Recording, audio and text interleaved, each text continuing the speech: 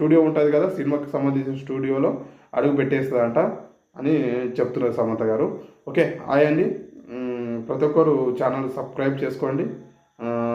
ఎవరైనా ఉంటే చేసుకునే వాళ్ళు ఉంటే మరి కూడా చేసుకోండి. ఎందుకంటే సమంత గారు కాబట్టి ప్రతి ఒక్కరు జర ఆమె అభిమానులన్నా కొద్దిగా సబ్స్క్రైబ్ చేసుకోండి. నేను ఒక మాట చెప్తున్నాను, అంటే ఇక్కడ సమంతను ఇట్లాంటిది ఉద్దేశించి చెప్పలేదు. అంటే ఈమె నేను చెప్పబోయేది ఏంటంటే తెలంగాణ రాజకీయాలు ఉద్దేశించి అన్నది అనేసి మనం ఒక కోణంలో మనం మాట్లాడుతున్నాం.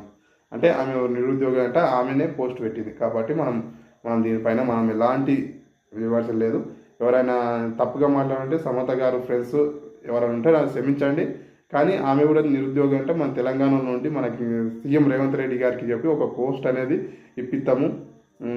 ఖచ్చితంగా అందరూ లైక్ చేయండి, షేర్ చేయండి, కామెంట్ కూడా చేయండి. జై హింద్, జై భీమ్.